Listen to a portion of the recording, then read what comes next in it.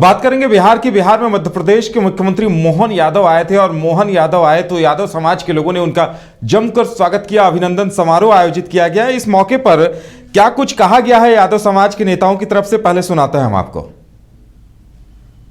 शिक्षित व्यक्ति की पहचान से सरकार बनेगी, क्योंकि लालू प्रसाद यादव जैसे नेता हैं। क्योंकि लालू प्रसाद यादव जी को सब लोग, यादव समाज के लोग बहुत जागरूक हो चुके हैं, शिक्षित हो चुके हैं, तो सब लोग जान चुके हैं कि यादव समाज अब पढ़े लिखे हो गए हैं, तो हमें अधिकार चाहिए, हमें रोजगार चाहिए।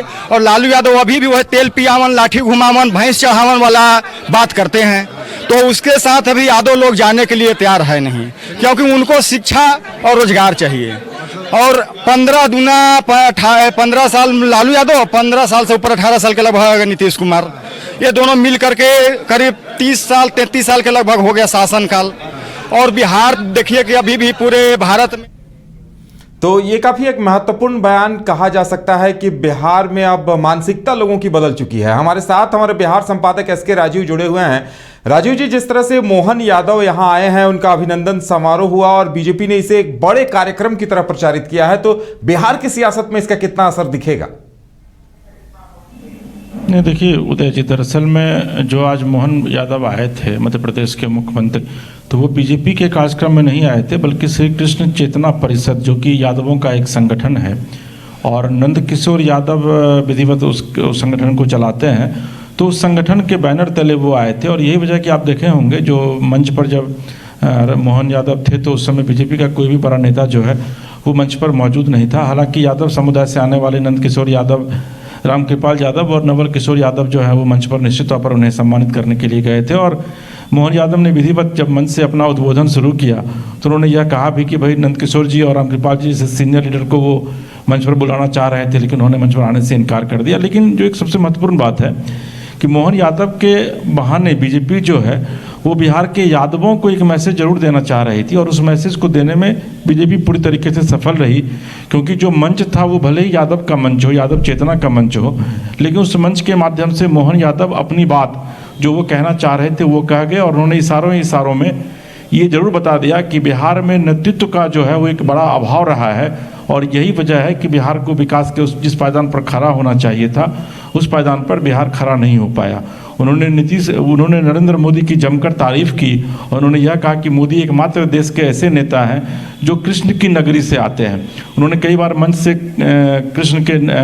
भगवान कृष्ण की जय हो के नारे भी लगवाए, उन्होंने श्री राम के भी नारे लगवाए और यह कहा कि जो व्यक्ति श्री राम और कृष्ण को मानने वाला है और वो व्यक्ति आज देश का प्रधानमंत्री है और उन्हीं की बदौलत वो मुख्यमंत्री बने, और एक ऐसे गरीब परिवार के बेटे जिनका कोई राजनीतिक वर्चस्व नहीं था, उनके पिता काफ़ी गरीब थे। तो उन्होंने यह बताने की कोशिश भी की कि नरेंद्र मोदी एक ऐसे करिश्माई व्यक्तित्व हैं जो किसी भी जाति के किसी भी व्यक्ति को कभी भी बड़ा नेता बना सकते हैं, कि किसी भी जाति के किसी भी व्यक्ति को कभी भी वो मुख्यमंत्री जैसे बड़े पद पर बिठा सकते हैं। तो कहीं ना कहीं से एक तीर से कई निशाना जो है वो साध गए। दूसरी बात उन्होंने यह कहा कि भगवान कृष्ण की हम लोग पूजा करते हैं, खास करके जो यदुवंशी हैं, और कृष्णा कौन होता है जिसके अंदर तृष्णा नहीं होती है।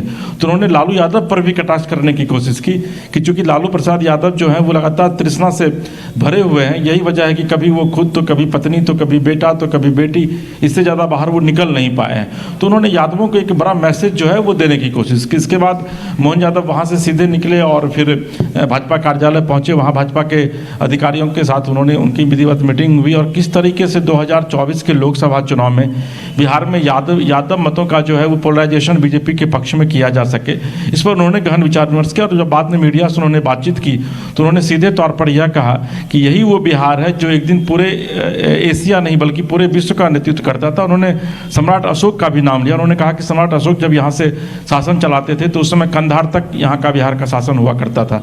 तो एक बार फिर से बिहार को वैसी जरूरत है, यानी कि लालू राज और नीतीश राज से मुक्ति की बात उन्होंने भले ही लालू और नीतीश का नाम लेकर न किया हो, लेकिन उन्होंने इशारों में जरूर ये बातें कह दी और यह भी कहा है कि आने वाले दिनों में निश्चित तौर पर परिवर्तन का वाहक जो है वो एक बार फिर से बिहार बनेगा। तो इस चीज़ को समझने की आवश्यकता है उदय, कि आखिर मोहन यादव जो है वो, चूंकि मोहन यादव यादव काफ़ी लिटरेट पर्सन है, आपको पता है कि वो खुद PhD किए हुए हैं, तो उनकी जो भाषा शैली थी वो भाषा शैली लालू प्रसाद यादव की तरह नहीं हो सकती थी, या फिर जो लोगों की अपेक्षाएं थी उस तरह की नहीं हो सकती थी। तो उन्होंने बिल्कुल एक सदी हुई भाषा का इस्तेमाल किया और एक तीर से कई निशाने जो हैं वो यहाँ पर छोड़ गए। जी उदय जी। चलिए इसके राजीव जी, हमारे साथ जुड़ने के लिए और तमाम जानकारी देने के लिए आपका बहुत बहुत धन्यवाद। तो मोहन यादव आए और उसका असर भी दिखाई दे रहा है। यादव समाज के कई नेता जो वहां अभिनंदन समारोह में मौजूद थे, उन्होंने कहा भी कि यादव समाज की मानसिकता अब बदल गई है। वो अब उस दौर से बाहर निकलना चाहती है जब तेल पिलावन, लाठी घुमावन और भैंस चरावन वाली कहावत चला करती थी। उससे अब यादव समाज के प्रेरणा स्रोत अब मोहन यादव जैसे लोग हैं जो खुद PhD हैं, शिक्षित हैं, पढ़े लिखे हैं। अब देखने वाली बात यह होगी कि जिस तरह से मोहन यादव का दौरा हुआ है, अभिनंदन समारोह हुआ है, तो बिहार में कितना कुछ उनका यह दौरा असर डालता है, ये आने वाला वक्त बताएगा।